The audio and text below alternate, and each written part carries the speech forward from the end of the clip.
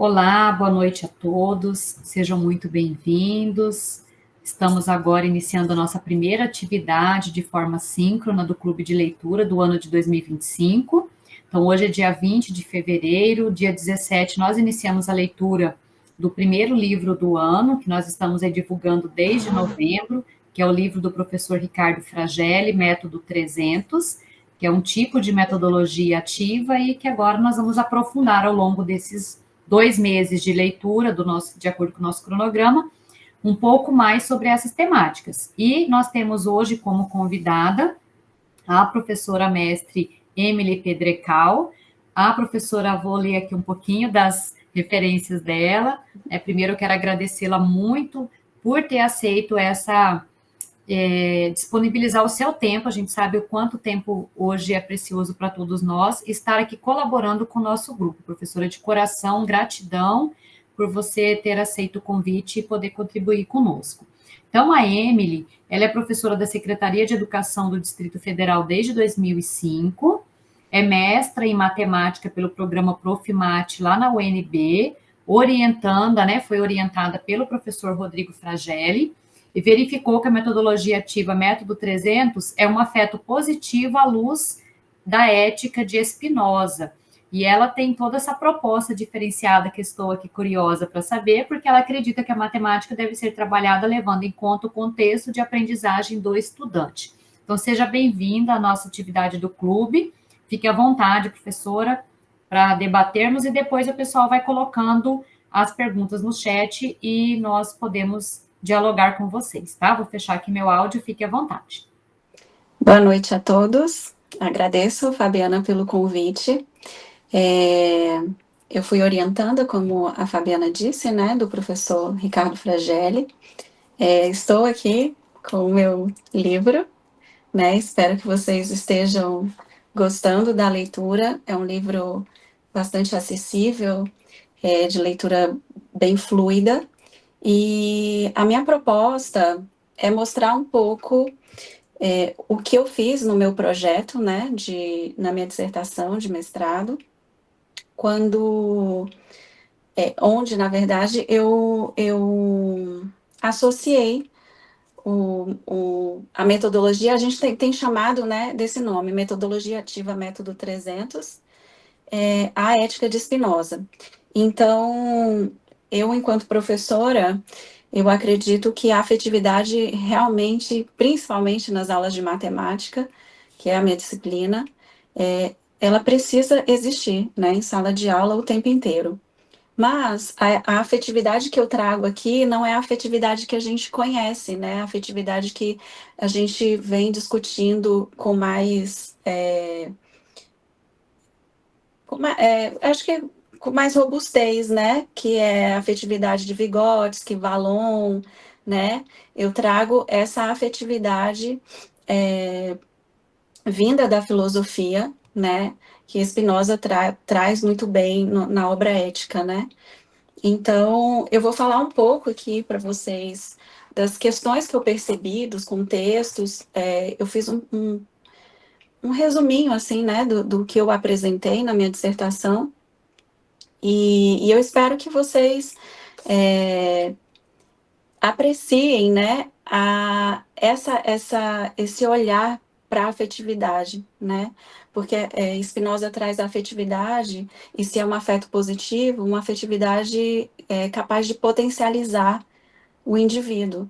Então, pensando aqui na minha prática, quanto mais potentes eles são, mais autônomos eles são, mais produtivos. E aí, por isso também, a gente consegue perceber esses fatores também no método 300. Então, eu vou falar um pouco, fiquem à vontade para fazer questionamentos, acho que ao final, né, Fabiana? Acho que é melhor para a gente responder.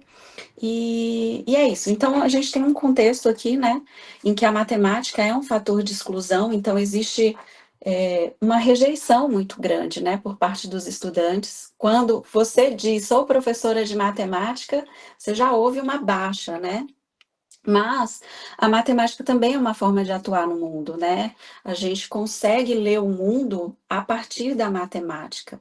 E também transformar a realidade que a gente vive. Então, um ser que é competente nessa área, que tem as habilidades matemáticas e que as usa no seu dia a dia, ele é um pouco mais autônomo, né?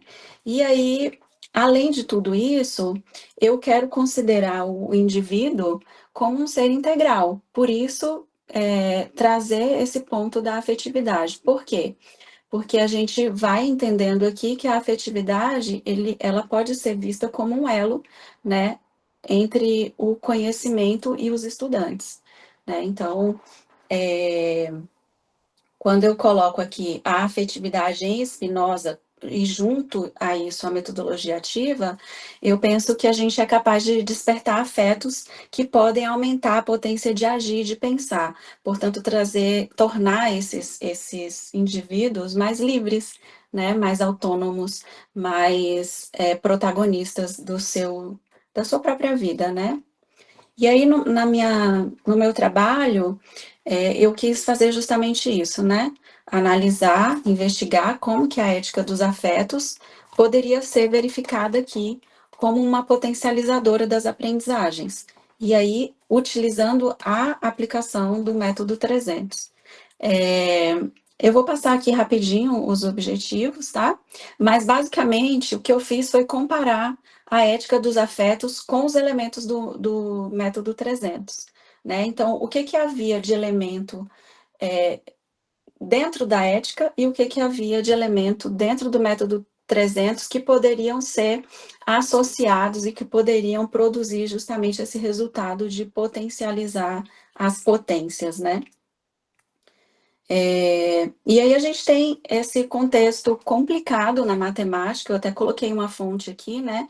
Esse estudo, ele foi feito no final do ano de 2023, em que faz um levantamento muito importante dentro da matemática e que mostra que a ausência de política pública, né, de política educacional e estratégias que colaboram com a melhoria da qualidade das aprendizagens é insuficiente. Então, é necessário, né, que a gente se movimente cada vez mais para propor essa questão da aprendizagem matemática, né, para a gente melhorar a qualidade das aprendizagens na matemática. Então, a gente tem aqui, ó, 12% dos estudantes possuem aprendizagem adequada ao final do ensino médio. Isso é muito pouco, se a gente considerar um país como o Brasil, né, que tem aí proporções continentais. E aí a gente vê também, a partir desse estudo, que fatores socioeconômicos, de gênero, de raça, também interferem, né, nos resultados das aprendizagens. Então, também por isso é importante olhar o indivíduo como um ser integral. Ao final do projeto, do trabalho, eu proponho um projeto interventivo, porque aqui na secretaria, depois que a gente adotou a política do ensino médio, existe essa unidade curricular que era possível, né, chamada projeto interventivo, que trazia justamente a possibilidade de resgatar as aprendizagens. Então, eu criei uma proposta que usava o método 300, né, com o objetivo de resgatar as aprendizagens que a gente sempre diz que existe defasagem, né, as aprendizagens que não foram adquiridas. Então, eu não sei se é comum aí, mas aqui em Brasília é muito comum a gente iniciar o ano fazendo aqueles períodos longos de revisão revisão de conteúdo, e isso começa, né, no ensino fundamental, se estende até o ensino médio e a gente não tem bons resultados, né? Então, a proposta era que o projeto interventivo fizesse esse papel de resgate, porque ele acontece ao longo de um semestre, né? Então, talvez pudesse melhorar, né, os resultados daqui. E aí, um ponto importante aqui que eu trago é essa questão que a gente vê ao longo da história, né? Que trata da insolubilidade da afetividade da cognição, que a gente já estudou, né, da educação. A gente tem aqui os teóricos, né, Vygotsky, Vallon, Piaget, que são tão bem citados, né, quando trata dessa relação de cognição e afetividade. Mas o meu foco era Spinoza, né? Então, por que Spinoza? Spinoza, ele é contemporâneo de Descartes, né? E na época de Descartes, René Descartes, né? A gente tinha aquela filosofia em que a mente ela governava, né, o seu ser. Então, Descartes tem aquela frase famosa, penso, logo existo. Então, existia essa divisão entre corpo e mente. Então, era como se a mente fosse superior ao corpo. E Spinoza quebra, né, rompe com esse pensamento quando ele diz que não há hierarquia entre corpo e mente. Ele diz que o que acontece no corpo também acontece na mente, e o que acontece na mente acontece no corpo. E aí, mente, às vezes, ele chama de alma, né? Ele dá outros nomes, mas basicamente é isso. Não existe hierarquia entre esses dois entes. Então, Spinoza causa uma ruptura também, uma nova, inova nisso, né? Numa outra forma de pensar o indivíduo. E aí, a teoria do afeto, né, que a gente vê na Ética de Spinoza, diz o seguinte, que o afeto não diz respeito a essa coisa da afetividade que a gente conhece, do carinho, né, do cuidado, não é isso. Spinoza traz esses dois termos, né, que ele trata, afecção e afeto. Afecção seria essa coisa do encontro, né? O encontro entre dois corpos, o encontro entre duas ideias. A partir do encontro de dois entes, alguma coisa acontece, né? E aí a consequência desse encontro a gente pode chamar de afeto, né? E o afeto, ele diz que pode ser um afeto positivo, um afeto negativo. Quando o afeto é positivo, essa afecção resulta em algo potente. Quando o afeto é negativo, o resultado é uma impotência, ele até chama de decomposição. Então, eu trouxe essa imagem, né, que tenta ilustrar um pouco o que seria essa ideia. Então, você tem um corpo aqui no primeiro círculo, né, na primeira circunferência, o corpo 1, corpo 2, e a interseção entre esses dois corpos, ou essas duas ideias, é o que a gente chama de encontro, né? Esse encontro geraria um resultado, né? Então, vamos pensar de uma forma assim um pouco mais palpável, né? Por exemplo, como eu disse aqui, pode ser um encontro entre dois corpos, um encontro entre duas ideias, entre dois objetos, duas coisas. Então, por exemplo, eu gosto de açaí, né? Um exemplo bem simples aqui. Eu gosto de açaí.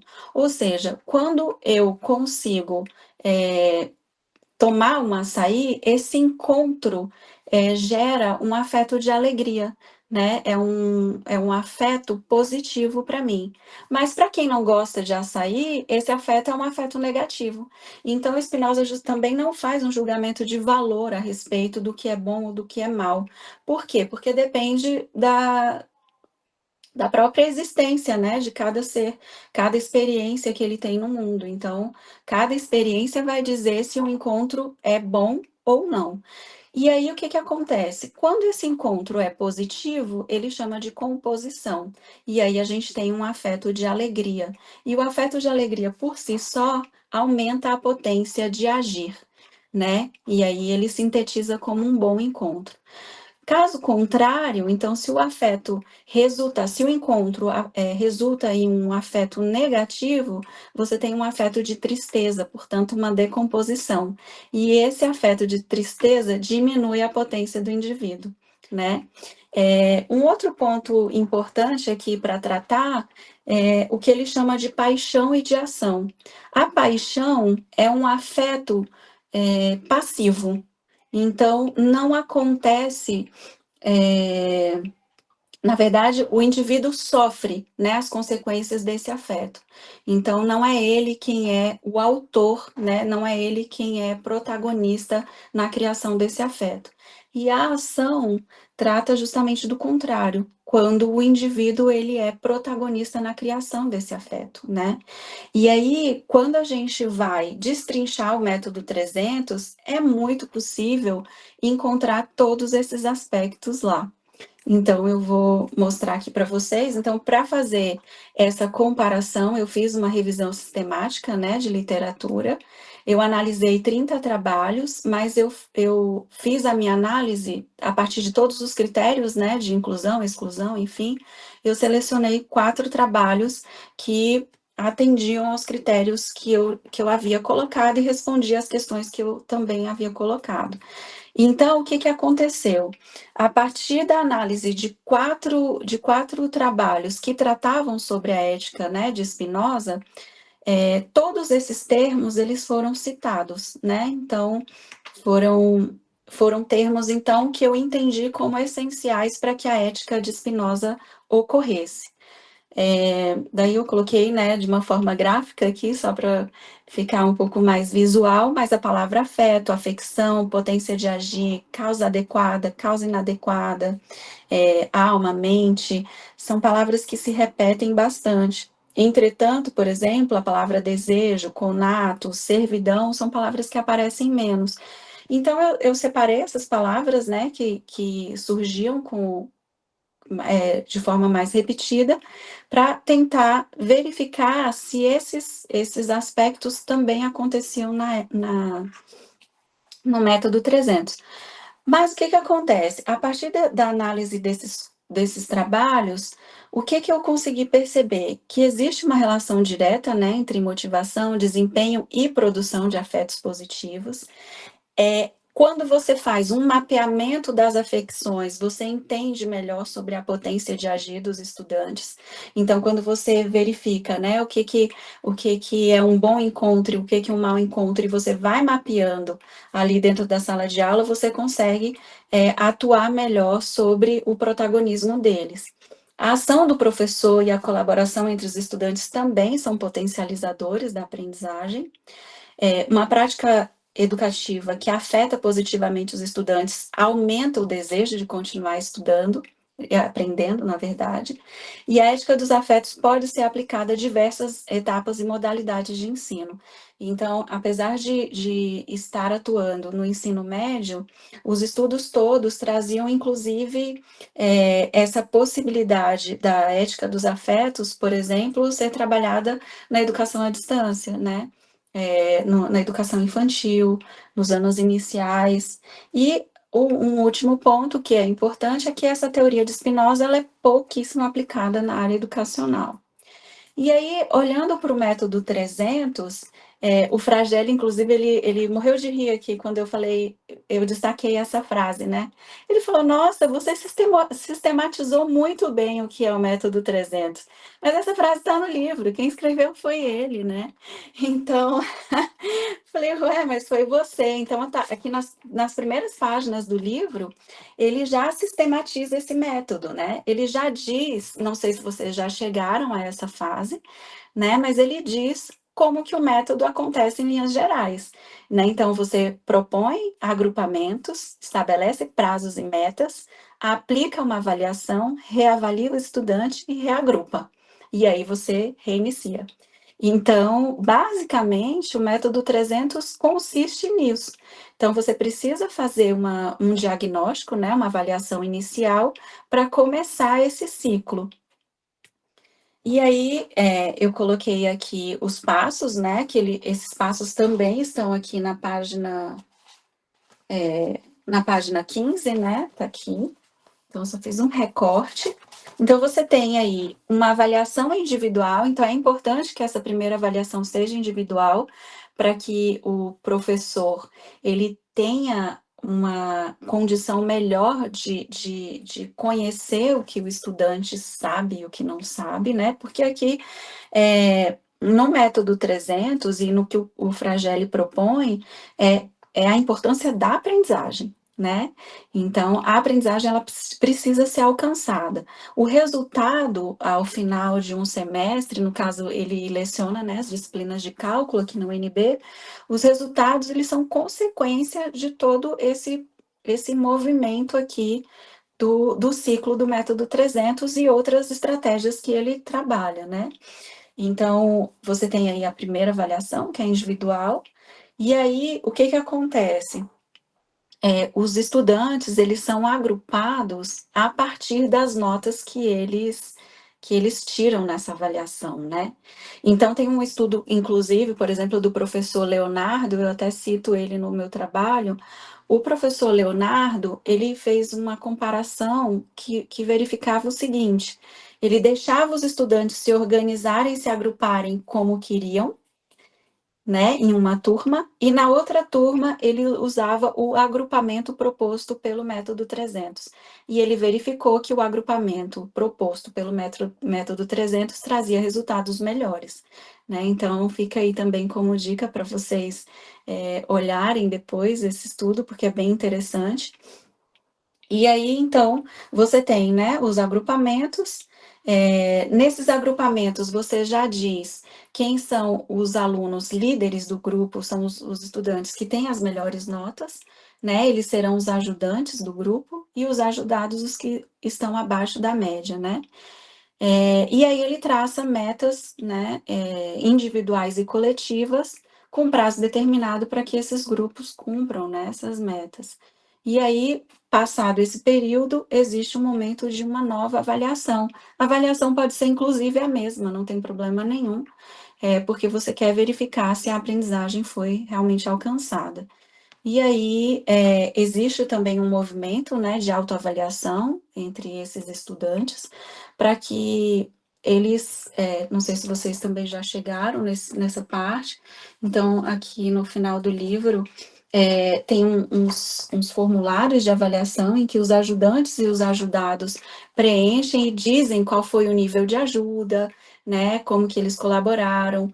Os que foram ajudados avaliam como essa ajuda ocorreu, e aí, depois da avaliação, esse movimento é reiniciado, e aí com novos grupos, né. Então você tem novos reagrupamentos. A cada ciclo que você aplica o método, você tem um novo reagrupamento, né. E aí, o que que a gente verifica aí em relação ao método 300? Ele é aplicável em diversas etapas e modalidades, também como a ética, né, de Spinoza. O método 300 reduz a ansiedade e o nervosismo na realização de atividades avaliativas, então esse é um ponto muito importante, principalmente na nossa disciplina, né, de matemática, porque a gente já tem, esse peso, né, de uma disciplina que é difícil, que somente pessoas, né, muito inteligentes são capazes de aprender, enfim. Então, a ansiedade nos dias de prova de matemática é muito elevada.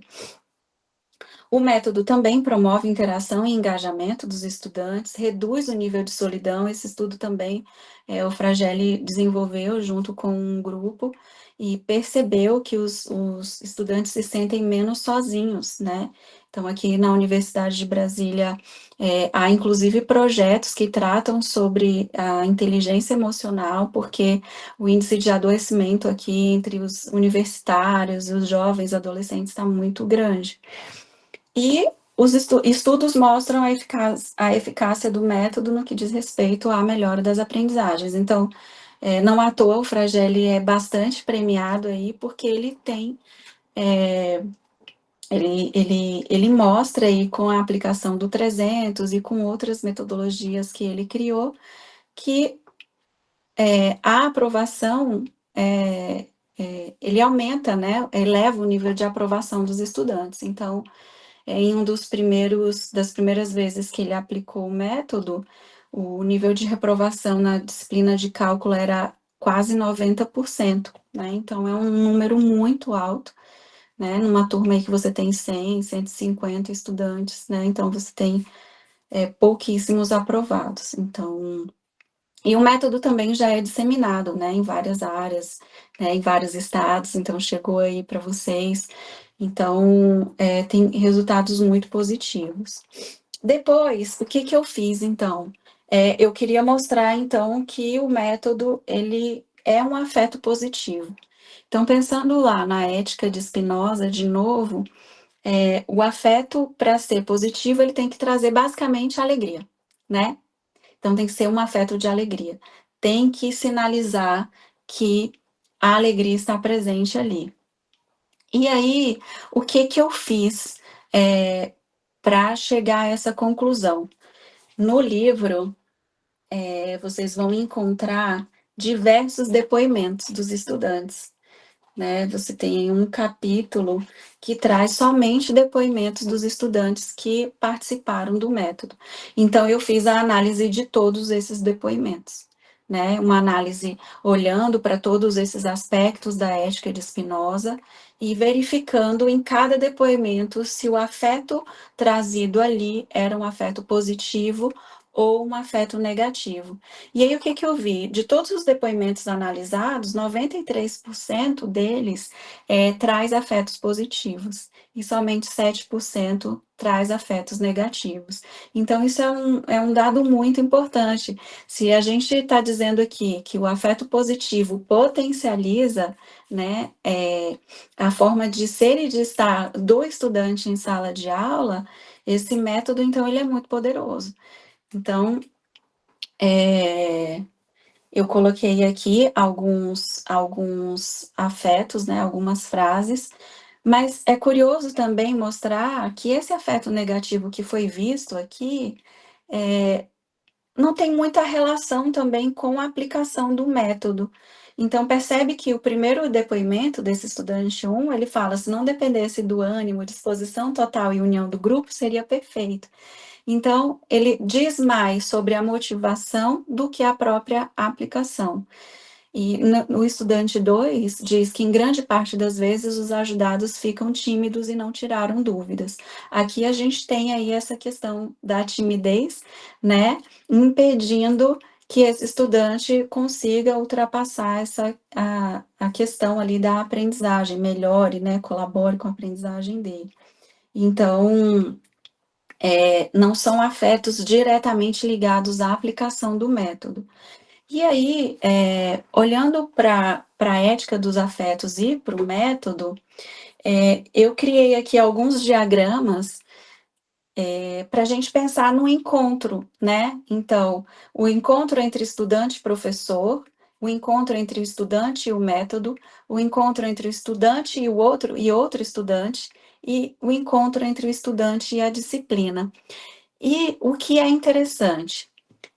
Lembra que eu disse que essa paixão, essa afecção de paixão, é um afeto que vem de forma passiva. O estudante sofre esse afeto, né? Ele recebe esse afeto. E aí, por que eu coloquei aqui que a afecção é uma afecção de paixão? Todos esses encontros, porque quando você começa a introduzir um método, quem propõe é o professor. Então, quem direciona todo o trabalho é o professor. Então, nesse momento inicial, é o professor quem propõe o projeto. Então, a afecção do professor com o estudante inicialmente é uma paixão.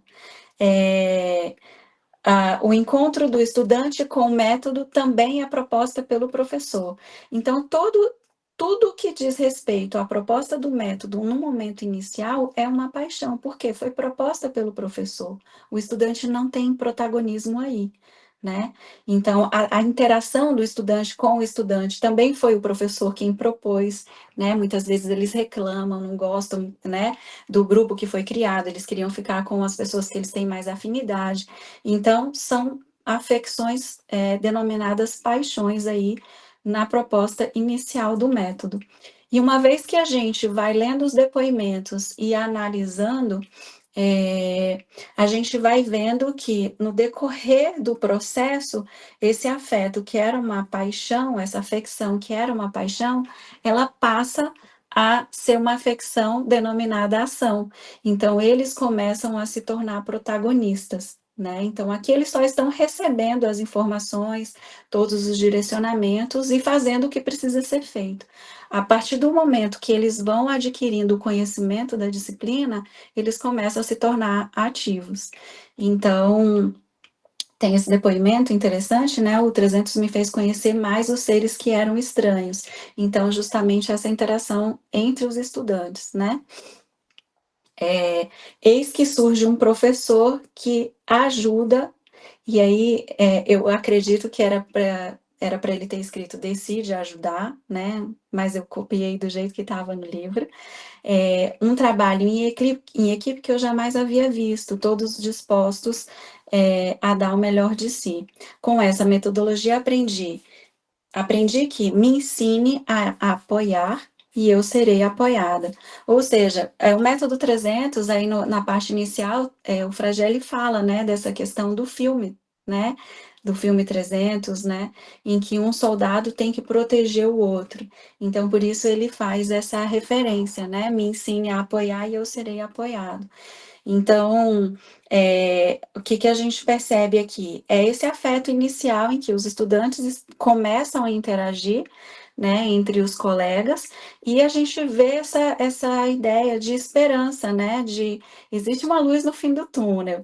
Lembram que eles são alunos da disciplina de cálculo, né, é o primeiro semestre num curso de engenharia, então, eles têm aí uma ausência muito grande aí de subsunsores, né, pré-requisitos, então é um cenário bem complicado.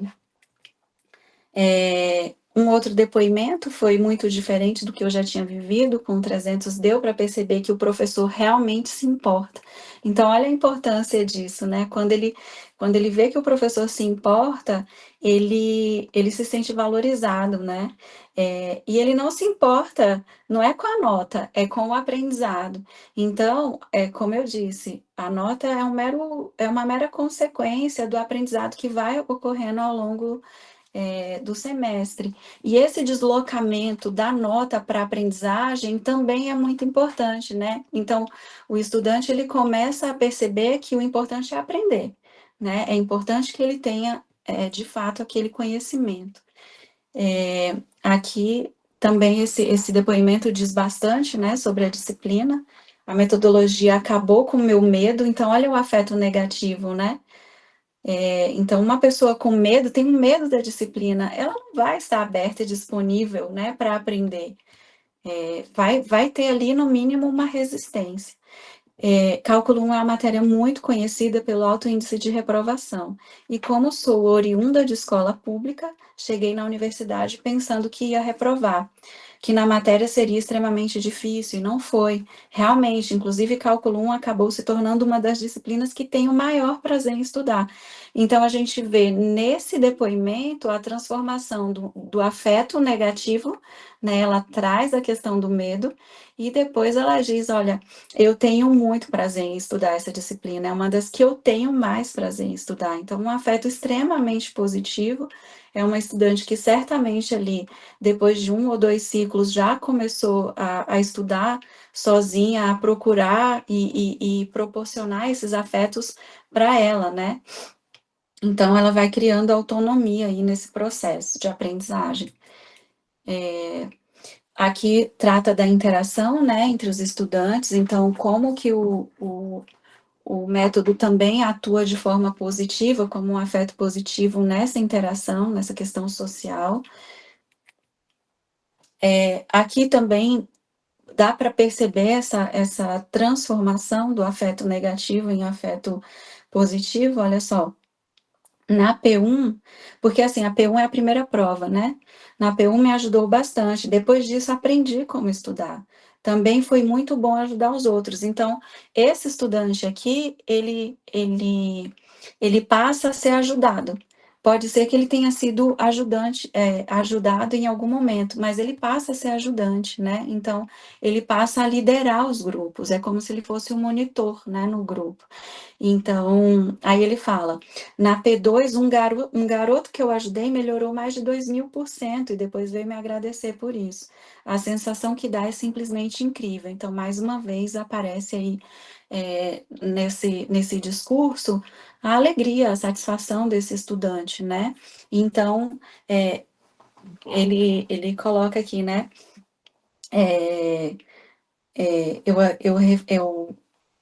Desculpa, eu coloquei aqui que o aluno, ele se torna mais autônomo, né?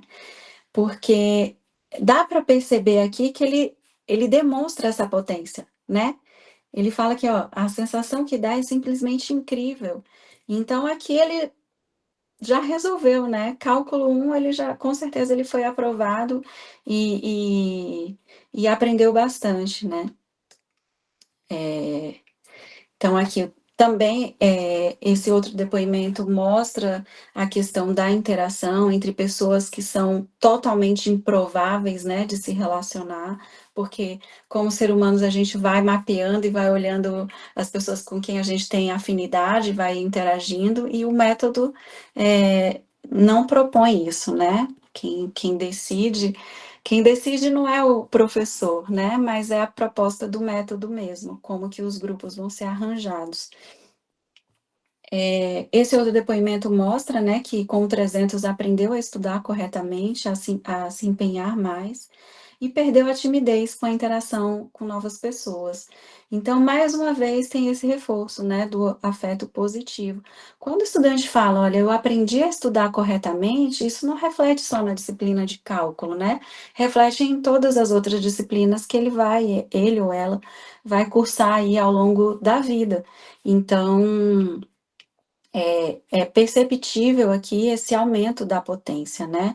Quando diz, passei a me empenhar mais, então significa o quê? Que ela tem colocado mais ação, né? Ela tem agido muito mais no sentido de alcançar as aprendizagens.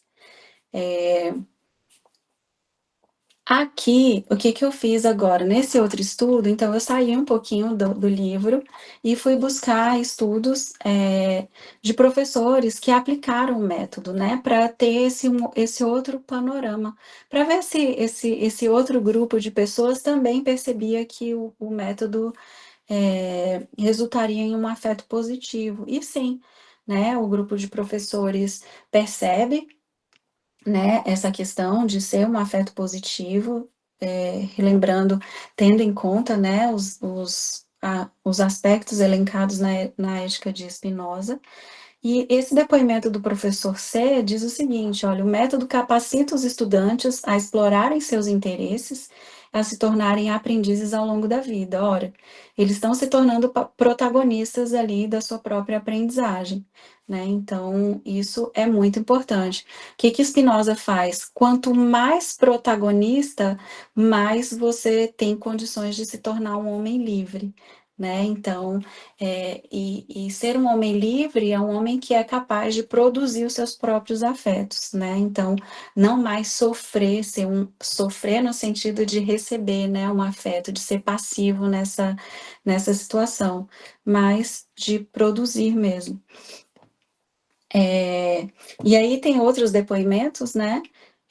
Esse segundo aqui, fortalece a base de conhecimento, promovendo a responsabilidade, o comprometimento com o próprio aprendizado. Então, é quase um consenso que, à medida que o método vai sendo desenvolvido e aplicado, mais autônomo o estudante vai se tornando, né? Então, é incrível perceber como eles vão se apropriando disso e eles vão se tornando mais engajados, né? Eles vão se tornando mais motivados. E aí a matemática, que era uma disciplina que trazia medo, de repente começa a trazer satisfação. Então a gente vai transitando de um afeto negativo para um afeto positivo ao longo do tempo, né? À medida que você vai aplicando o método. Aqui esse depoimento o professor diz sobre a cooperação, né, entre os estudantes. E uma coisa importante aqui, que eu queria dizer, que eu esqueci e li aqui rapidinho, Spinoza diz que como é que você vai se tornando, como é que você vai se tornando um homem livre, né? Como é que você vai experimentando novos afetos? Você precisa se colocar em situações de realmente experimentações. E quando o método traz essa possibilidade de você se reorganizar, se reagrupar de diversas formas, acontece que você vai tendo condições de produzir mais afetos. Então, a partir do momento que o estudante começa a experimentar mais em relação ao grupo de estudantes, em relação de colegas, né? Em relação à disciplina e tudo mais condições ele vai tendo, né, de criar afetos positivos. Então, a grande questão, a grande situação aqui em Spinoza é experimentar. E o método 300 traz isso o tempo inteiro também. Aqui tem um depoimento de uma professora, né? A tese dela, a dissertação dela é essa que está aí grifada abaixo, Metodologias de Aprendizagem Ativa, o Método 300 e a Humanização da Matemática. É um texto também bastante interessante, em que ela traz essa questão do ser integral, e eu coloquei esses dois depoimentos, porque eles são muito fortes, né? Olha só, eu me via na obrigação de saber mais que os outros, ou achar que sabia mais, para tentar ajudar a melhorar a nota, já que esse era o foco do nosso grupo. Eu diria que a aplicação do método não me ajudou a melhorar a nota, mas me ajudou a aprender melhor o conteúdo. Então, isso é muito interessante, né? Da valorização do aprendizado em detrimento da nota. Não que a nota não seja importante, mas o aprendizado vale muito aqui, né? Um outro depoimento. Eu fui entendendo como ajudar as pessoas e como entender como chegar naqueles resultados. Esse estudo dessa professora, ele é mais direcionado para anos finais, né?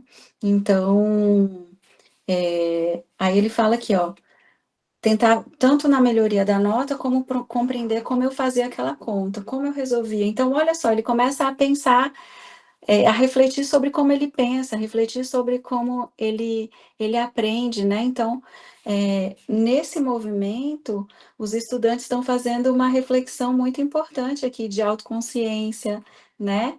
É um movimento muito interessante.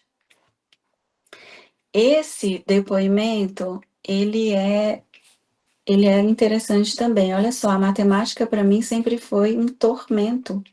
Então, veja, um afeto extremamente negativo, péssimo.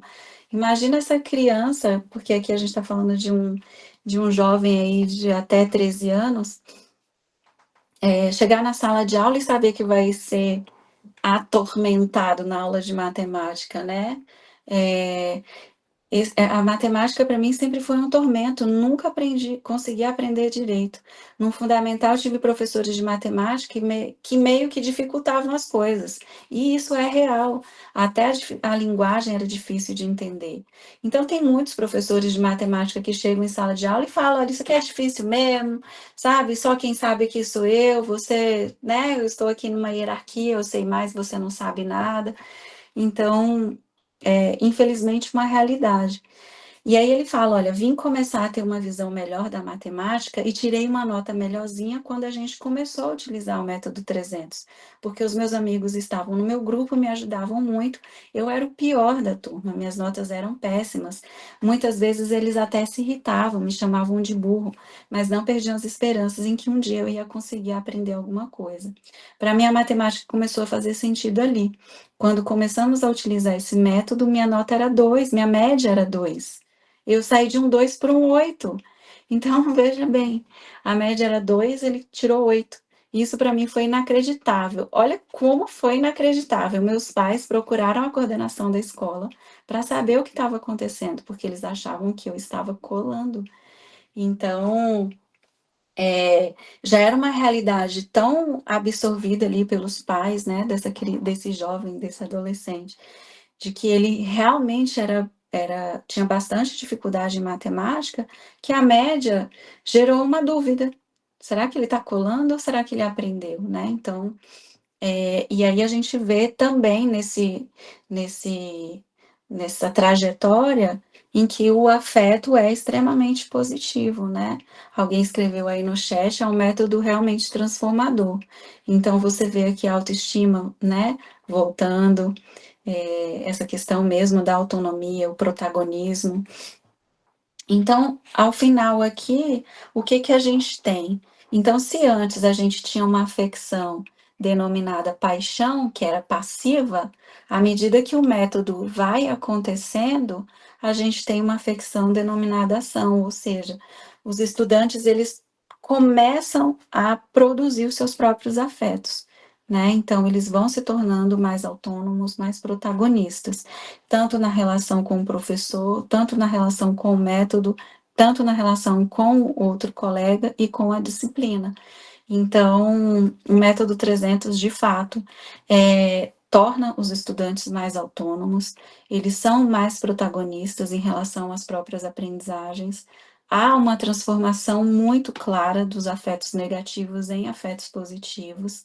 É um método muito viável, né? É um método de fácil aplicação na sala de aula, é capaz de desenvolver habilidades sociais, aumenta a responsabilidade e a proatividade do estudante, potencializa, então até falava, né, potencializa as potências, porque potentes eles já são, né, a gente só precisa ajustar e trazer outras propostas mesmo, né? Percepção da melhoria das aprendizagens, em consequência, temos a melhoria das notas, aumenta a capacidade de agir, e é perceptível a transição de uma perfeição menor para uma perfeição maior. É o que Spinoza diz quando ocorreu um afeto de alegria. Quando você tem uma perfeição menor, um estágio de perfeição menor, e você alcança um estágio de perfeição maior. Quando você melhora, né? Quando você compara dois cenários, há uma melhora, né? Interna, então você tem um afeto de alegria. E aí, é isso. Eu concluo aqui dizendo que o método 300 pode ser visto como um afeto positivo no processo de aprendizagem, também como uma metodologia que provoca afetos positivos, potencializa as aprendizagens, permite a obtenção de resultados positivos, gera transformações comportamentais, pode ser compreendido como um fator de mediação entre cognição e afeto. Então, apresenta-se como uma possibilidade de desenvolver uma educação mais potente e libertadora. E é isso, gente. Emily, muito obrigada. A professora Maria Cristina está colocando aqui parabéns pelo Obrigada. trabalho. Deixa eu Aí voltar nós aqui. estamos agora, o Rafael, a Rafaela, a Rafa, professora parceira nossa também. Estamos abertos a questionamentos. Se vocês quiserem abrir o microfone, fiquem à vontade. O Rafael fez um comentário muito interessante lá. Não sei se, acho que não deu tempo, Emily, eu vou ler aqui para você. Ele colocou: sua abordagem remete à taxonomia de Bloom, que divide o conhecimento afetivo, cognitivo e psicomotor. A afetividade e a conexão são centrais para o aprendizado, pois influenciam o engajamento, a retenção e a autonomia do aluno. Quando há uma relação positiva com o professor, a motivação cresce, tornando a interação mais significativa e fortalecendo o protagonismo estudantil na construção do conhecimento. Excelente método. Aí a Rafa Barreto colocou: este método é muito transformador. Até gostaria de saber, Rafa, se você já aplicou. A Rafaela atua bastante nessa área. Eu coloquei aqui, né, a questão da importância, principalmente do surgimento desse método Lean, a criação dele aplicada à área de exatas. Eu sou mãe Sim. de um engenheiro civil, a professora Maria Cristina também falou aqui que o filho dela é o Rafael Pita, que está aqui, olha, chamando ela de apelido, quando vira colega de trabalho nesse momento. Não, não, Fabiana. Ele saiu faz um pouquinho de tempo, eu Tá. tinha aula, é o Paulo Vitor. Tá. E aí a professora Rafaela postou aqui agora que quando aplicar já vai compartilhar no grupo. E falando, né, do meu filho, a Maria Cristina também estava com o filho engenheiro que iniciou aqui assistindo conosco. Provavelmente ele deve ter relatos de experiências não muito agradáveis quando eles começam essa disciplina de cálculo 1, né? O professor Fragelli está na graduação lá na UNB e a gente vê cada atividade inovadora no final do ano, quando ele fez aquele evento que é com a questão da arte, né, do cinema aplicado à disciplina de exatas. Eu não sei muito o nome, depois você pode explicar para a gente, mas é uma coisa tão diferente, Emily. Como que é aquela atividade? Pois é, eu não sei se é o rei, rainha da derivada, ou se é o Sumaê. As duas coisas, eu vi. Esse rei e rainha da derivada, eu fiquei O lembrando que na rei e minha rainha da graduação... derivada, para Ah, quem é da área aí de exatas, derivada é uma coisa que a gente precisa aprender quando estuda cálculo, né? Um conteúdo que a gente E é precisa aprender. horrível. E é E horrível. aí, esses eventos acontecem, eles propõem, tem vários quadros, ficam num palco, então geralmente eles fazem esse evento num auditório, colocam vários quadros, né? E aí propõem questões de derivadas. Os estudantes que estão no auditório ficam com folhas, né, para resolver. E aí tem uma questão que precisa acontecer aqui também, né? Eles precisam ser rápidos, né, na resolução. Então, quanto mais rápidos, eles vão ganhando uma pontuação. Ao longo do dia, eles passam um dia no auditório fazendo isso. Então, tem banda, eles vão fantasiados, tem muita proposta cultural, eles já fizeram isso no auditório não, num cinema aqui em Brasília, porque tem grandes auditórios aqui, então eu acho que tem um senso de comunidade muito interessante nesses trabalhos que o Fragelli propõe, né? E isso gera muito engajamento. O Sumaê também é um trabalho nesse sentido, mas tem uma característica que todos os alunos precisam ir com um chapéu. E aí o chapéu pode ser de qualquer jeito, é como se fosse, para ser integrante daquele grupo, a característica é estar com um chapéu. Então os meninos criam diversos chapéus diferentes, vão fantasiados. Ele e o professor Igor, que é um professor também que colabora bastante com ele, vão fantasiados no dia. Enfim, é uma grande aula, é um grande momento assim de aprendizado, tanto o Sumaê quanto o Rei e Rainha da Derivada, mas ao final do Rei e Rainha da Derivada, são eleitos mesmo o rei e a rainha, então são aqueles estudantes que conseguiram uma maior pontuação ao longo do período resolvendo derivadas, né? E é um período que eles aprendem muito, né? Porque à medida que as resoluções vão acontecendo, que eles precisam resolver a derivada, alguém vai lá, o quadro depois diz como resolve, né? Então, é um momento de muita troca e muito conhecimento. o Rafael levantou a mão, fique à vontade, Rafael.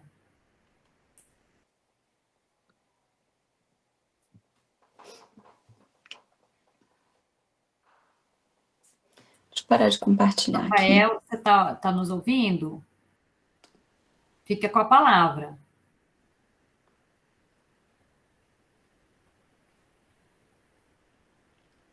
Então eu não sei se ele está ouvindo. Se ele colocar aqui, a hora que ele. Rafael, se estiver nos ouvindo, fique à vontade, tá? Então, Emily, retomando o que eu estava falando, né, dessa questão. Não, não estamos ouvindo você, Rafael.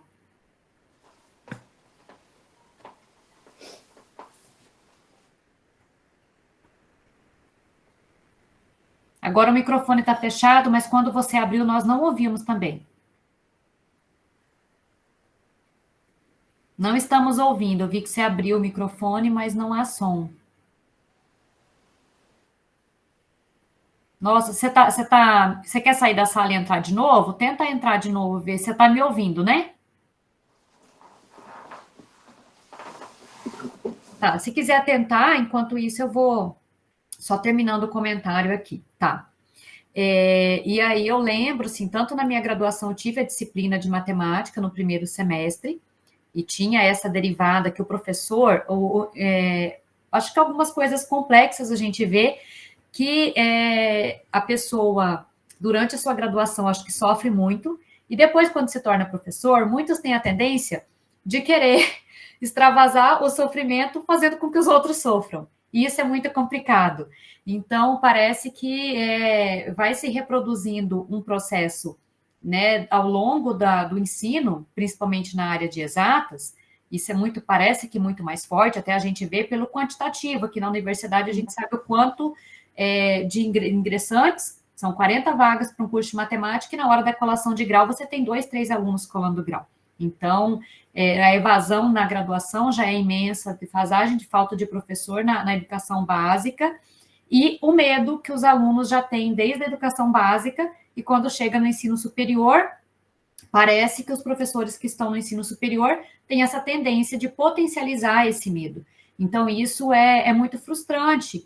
Então, eu vivenciei, eu lembro do meu filho falando, mãe, cálculo 1, e parece que o professor fica entusiasmado, daí lembro que depois foi para o 2, porque ele reprovou no 1, no primeiro, e teve que ficar fazendo, e isso na engenharia civil, e depois ainda, às vezes, não vê tanta aplicabilidade daquilo no primeiro momento, até mesmo porque foi trabalhado sob uma situação de medo, né? E aí o medo vai gerar um estresse, o cortisol está alto, consequentemente bloqueia todo o teu processo cognitivo.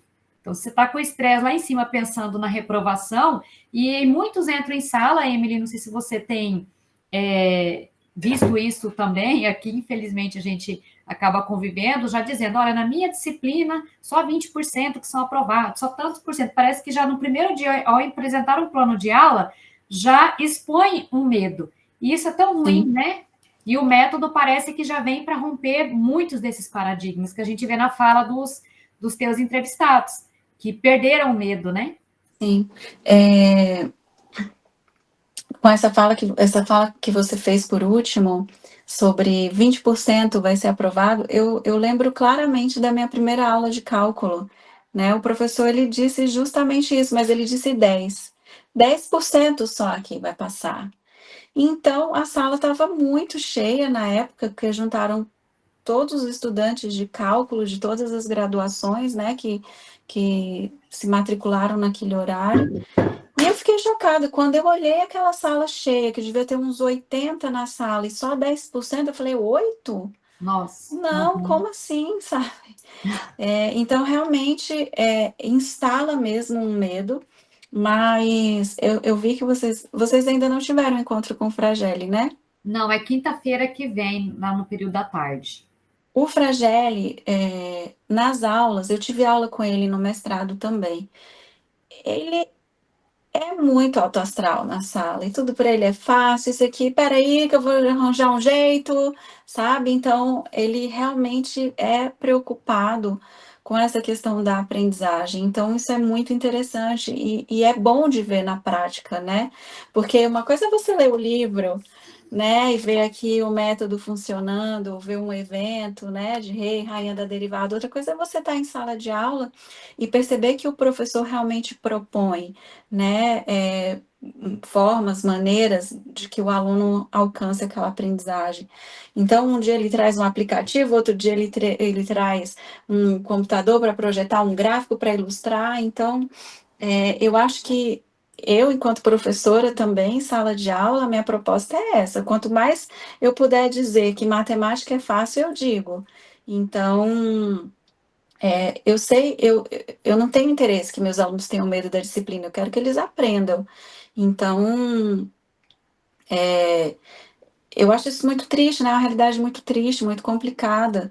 Uhum. E ver metodologias como essa, proposta como essas, realmente é inspirador, sabe?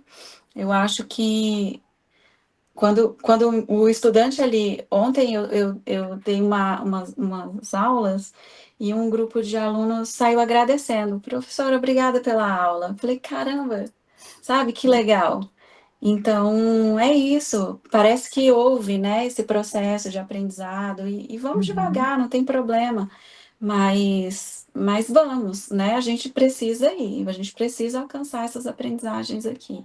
Sim. Então, Na, eu na acho se- desculpa, pode continuar, Emily. não, eu acho que a gente tem que transitar mesmo, fazer esse movimento inclusive esse movimento que você está fazendo é extremamente inspirador, né? De trazer propostas de metodologias ativas para que a gente consiga, de fato, melhorar a qualidade das aprendizagens, né? A gente precisa alcançar esse objetivo. Eu sempre coloco lá no nosso grupo, porque às vezes as pessoas falam, eu não consegui ler o livro, vem no privado falar comigo, eu vou sair do grupo porque eu não estou conseguindo ler. Eu falo, olha, eu sei da dificuldade, né, da rotina nossa, mas estar no grupo nos amplia essa troca de informação. Fala, é o networking docente que a gente está fazendo ali. Porque, por exemplo, não consegui ler, mas eu assisti a sua aula que está sendo, né, que vai ser disponibilizada depois. Já foi possível Você passou o livro todo, a gente ainda não chegou, né, muito à parte mais final do livro, mas já é uma forma de pensar, nossa, o dia que eu precisar trabalhar uma aula, eu lembrei que eu assisti e tive aquela informação, eu vou atrás daquele método agora, porque agora vai me ser útil, né? Então, eu falo, é importante que é uma rede de colaboração. E quem aplicou deu certo. O Fragelli passou para mim segunda-feira um artigo, só vou ler o título dele aqui, que acabou de ser publicado, ou foi publicado em novembro de 2024. Chama-se Método 300, o impacto no aprendizado de imunologia, uma disciplina da área da saúde. Então, eles até enfatizaram no título do artigo, né, que foi aplicado numa disciplina da área da saúde também, e aí eu já iniciei contato ali com os autores, para que a gente possa trazê-los para ampliar mais essa possibilidade da gente falar, porque lá no grupo estamos com mais de 500 pessoas, olha, só para a área de exatas? Não, é um método, e eu sempre falo, às vezes a gente fala, eu não faço método ativo, mas nós temos esses que são com títulos, né, com denominações, porque eles são sistematizados, foram testados, aprovados, mas quando a gente faz adaptações a esses métodos, junta um com o outro e adapta, e a nossa realidade na prática, no cotidiano da sala de aula muda, isso é importante também, né? Então, fazer o método ativo, às vezes não é só replicar exatamente aquele método, mas a essência dele com o que você tem no seu contexto, com seus alunos, com aquele público, e algumas adaptações que a gente faz, então provavelmente esse pessoal aplicou na disciplina de imuno, vamos ver como que eles conseguiram conduzir a estratégia, deve ter sido, né, maravilhosa.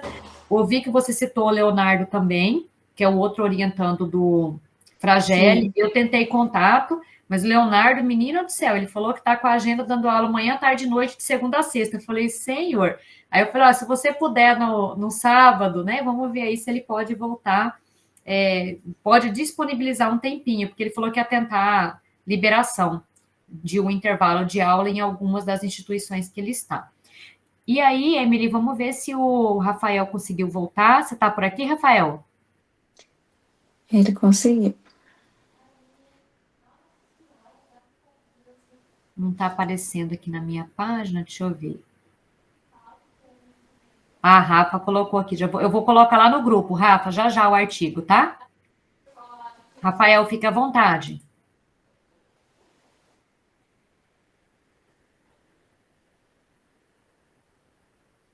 Tá com algum problema, Rafael, infelizmente, não estamos te ouvindo ainda, acredita?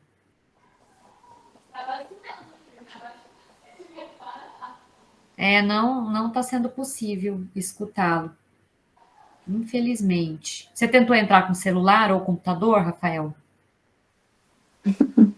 Porque às vezes a gente entra pelo celular, o áudio às vezes pode entrar. Alguma coisinha que aconteceu, infelizmente.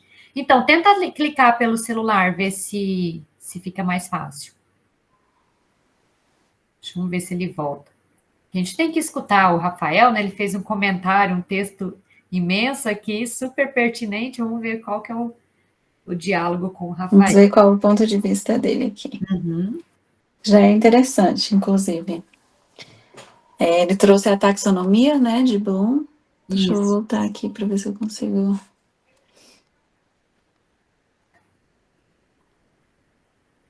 Ele fez engenharia, ele diz aqui, né? Os profissionais não têm formação pedagógica. É verdade.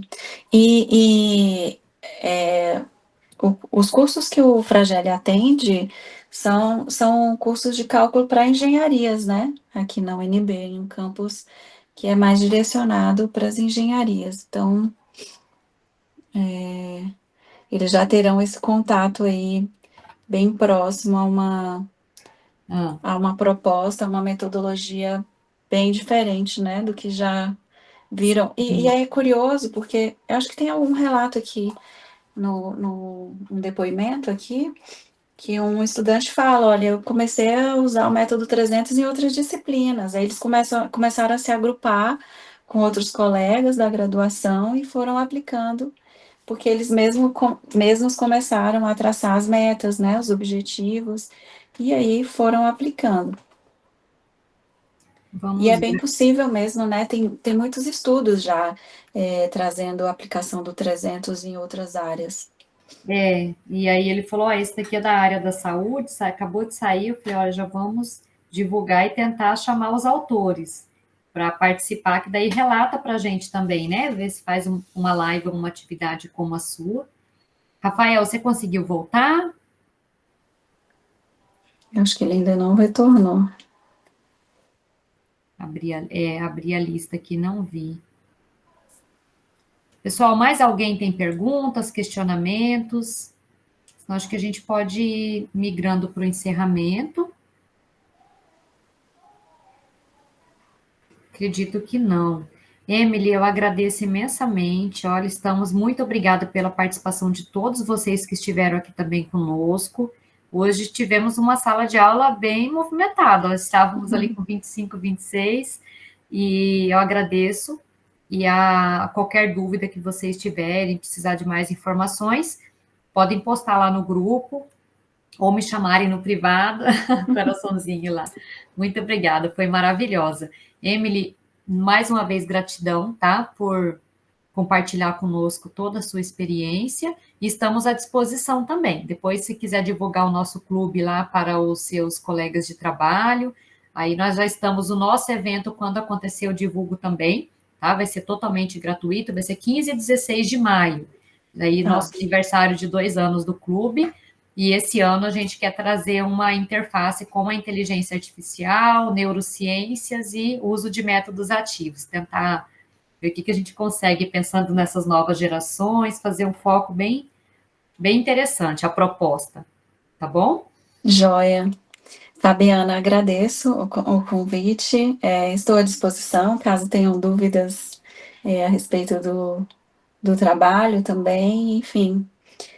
Um abraço a todos, obrigada pelas intervenções, pelas perguntas, pelos questionamentos. Fico aqui curiosa pela pergunta do Rafael, caso ele queira em outro momento enviar por você, a Fabiana pergunta, tá bom? Eu Me aviso coloco lá à no grupo. disposição para responder. Um abraço, Outra, ótima obrigada, bom noite para todos descanso. vocês. Para Tchau, você tchau. também, boa noite, tchau, tchau.